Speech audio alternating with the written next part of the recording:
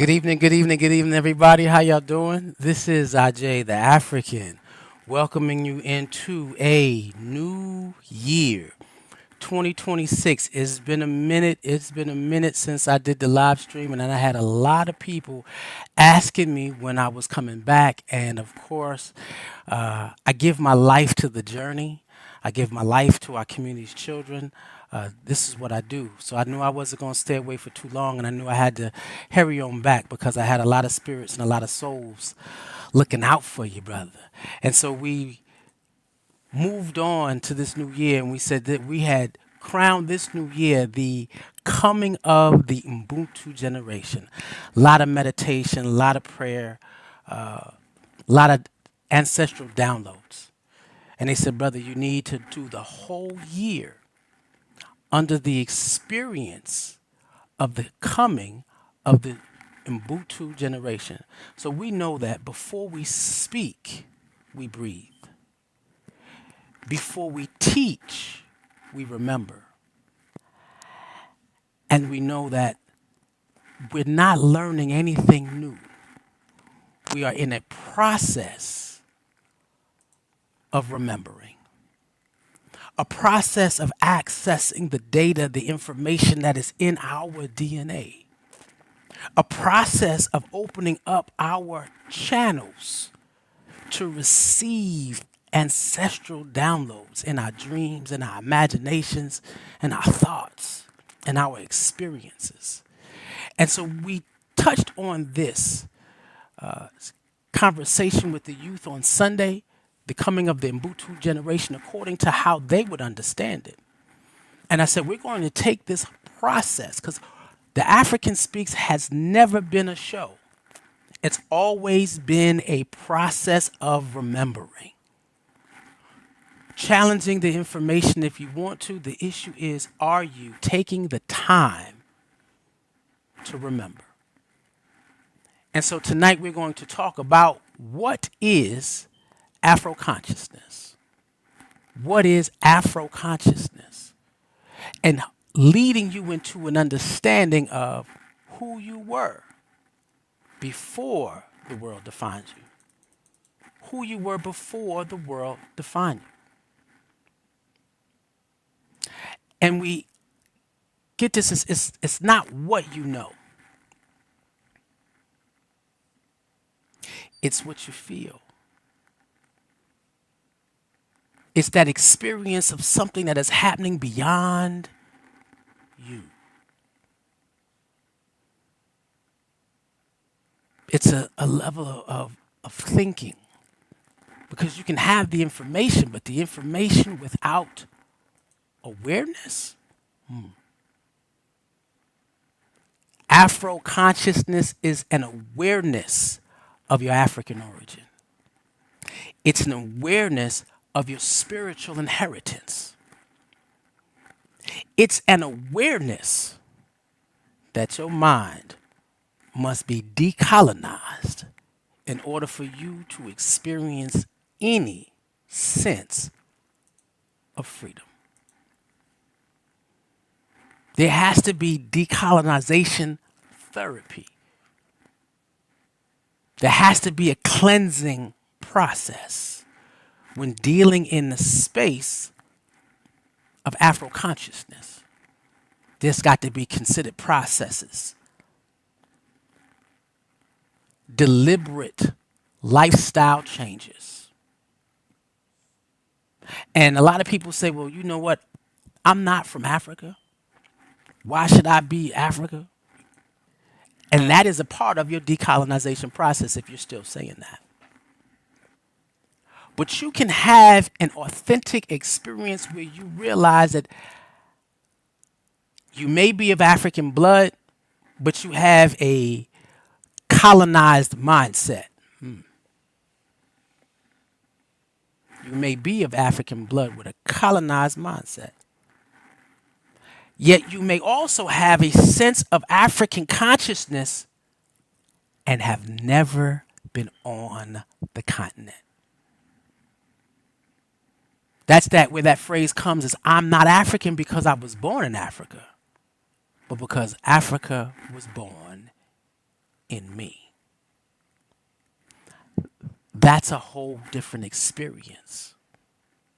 It is a knowing. It's a focus.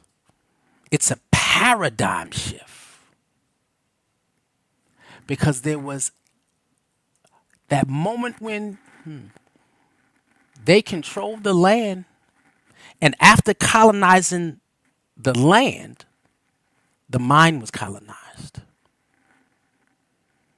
They said, let us keep the body and take the mind. And so before the state in which we live in now,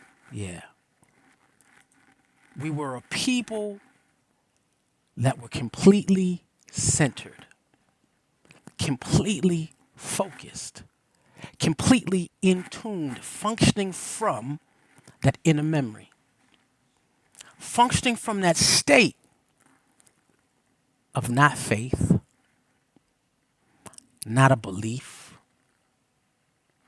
but a knowing who you are and why you are. There's a big difference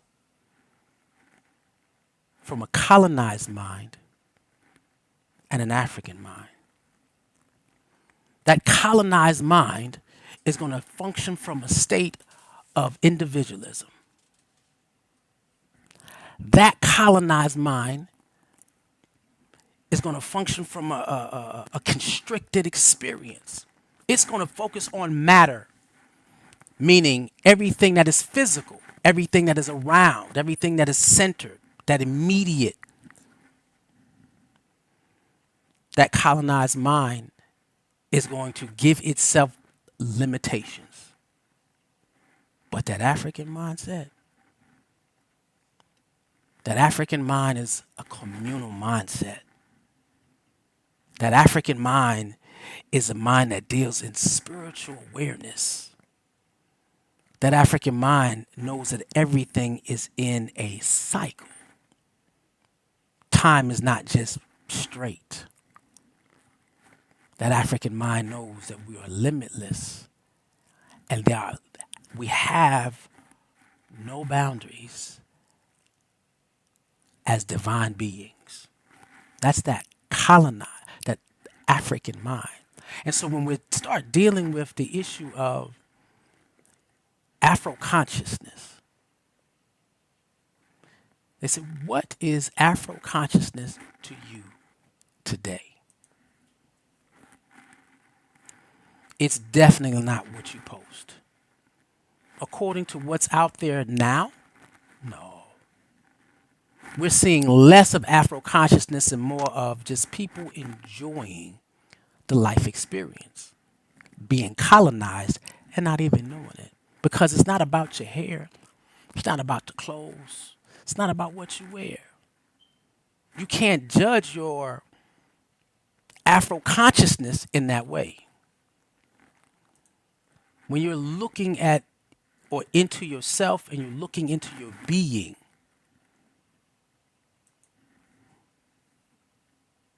you're looking at, how do I raise my children? What is the paradigm or the system of beliefs that I'm getting them to understand? How do I engage my elders?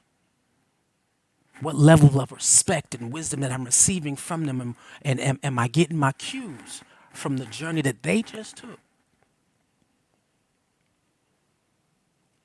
You can judge your Afro-Consciousness by what you gauge success. What is success in your book? We have to know that we cannot move forward in a higher state of being without dealing with the traumas. Because Afro-Consciousness will also appear in how well you focus on your healing. How conscious are you according to the first people of the earth? Well, I know that in my conscious mind that we were colonized. So I know that I have to decolonize myself. And how I go about and the priority that I go about healing my wounds. And that's dealing with what has happened to the motherland. It's dealing with your own epigenetic trauma as well as the issues that you have in your current life right now. They say the heart and the root of mental illness is a spiritual, cultural, and historical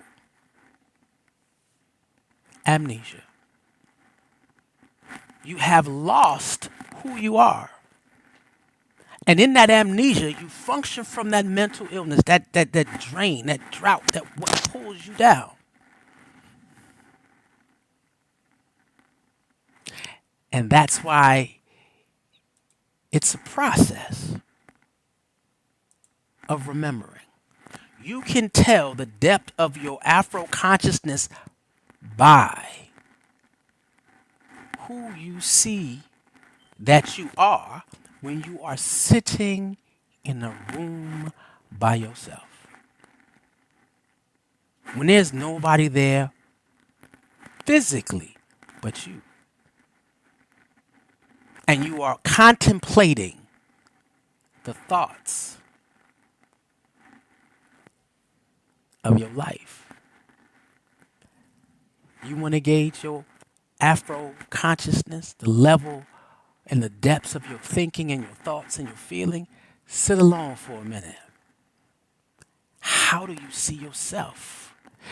And when it comes to you, you will remember exactly who you were called to be. It is a state of being, and it is a knowing. This process of remembering is a protective tool for our identity. The once you access your knowing, it protects the identity of our children, which is a secured level or state for our future as a people. And this is why it is deeply important that we help our youth remember now. The earlier that you begin to instill in them the values of Afro-Consciousness, the better that they will be able to deal with the world around them honestly. They won't be less and less, they will be functioning less and less from their colonized mindset, their conditioned mindset. You will have them experiencing life through the eyes of someone who is centered. And you can tell if your child gets it, it takes time. Because when they begin to deal with life on their own terms, you'll see it by the time they hit them teens. You'll see it when they go to college.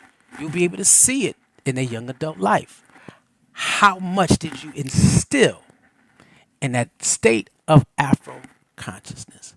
This is why for us, I'm making sure in World of Agyei, we are making sure that they understand that Ubuntu is a philosophy of remembering. It is what protects your identity. Afro-Consciousness is a state that you can maintain and sustain for the perpetuity of your life, of your bloodline. The same way we have epigenetic trauma, we can have epigenetic healing. When they say break the chains, next generation, it would be beautiful. This is why World of Agyei exists. And so we built it together. So what you're learning now is an advanced process of what they did on Sunday. And we have topics that go throughout the entire year. The whole 365 days have been created and made up. Clear, we won't be guessing at anything. The curriculum is developed not only for them, but for you too. So I ask you a question. When did you know you were African? And not in your name. People are searching for where they began. I don't want you to even know where on the continent your people came from. Not yet. Yes, it is needed. I would like for you to know, when did you know you were African? In your knowing, in your being, in the essence of how you walk, how you love, how you engage the world. When did you know? And that's diving in deeper. What did you have to unlearn when you started making this journey? What did you remember?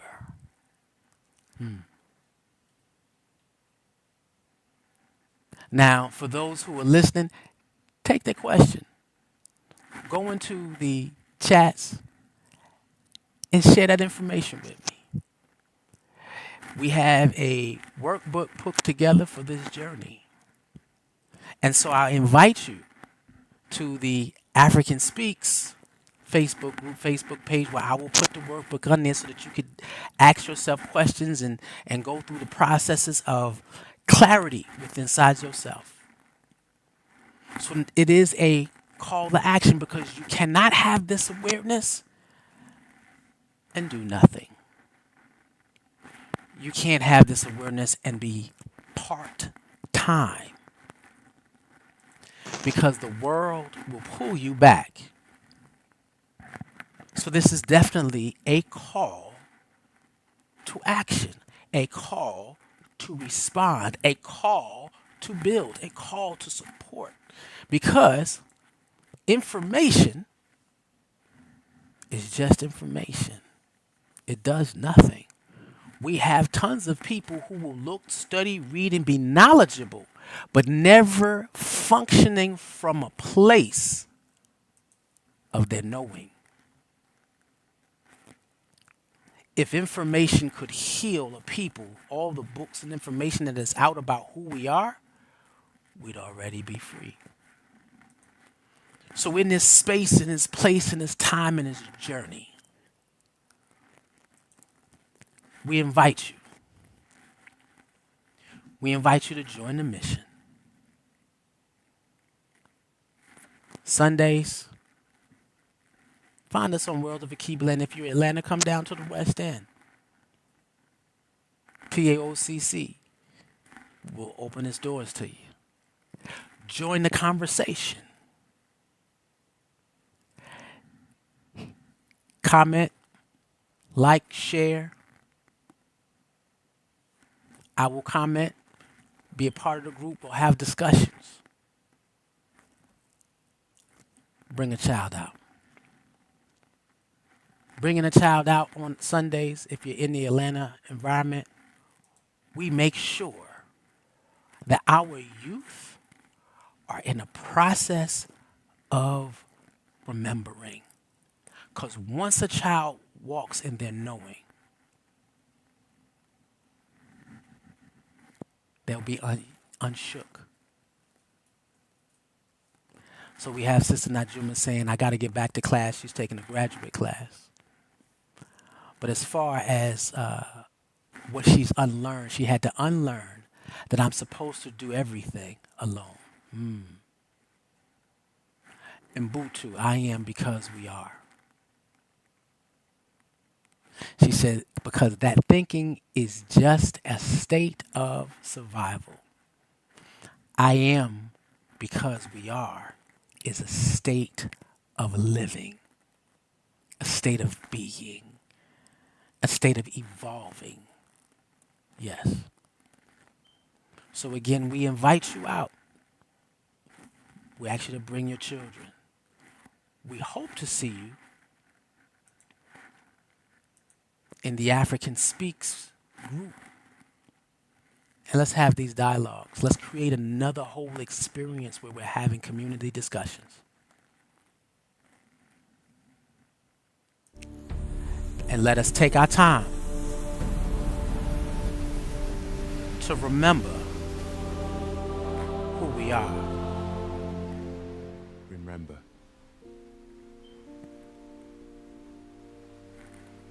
Remember. We are the keepers of the light. Agyei. Agyei. Agyei. Peace and blessings. May the ancestors be with you in this journey.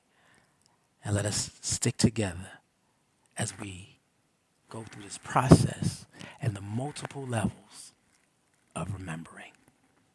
One love.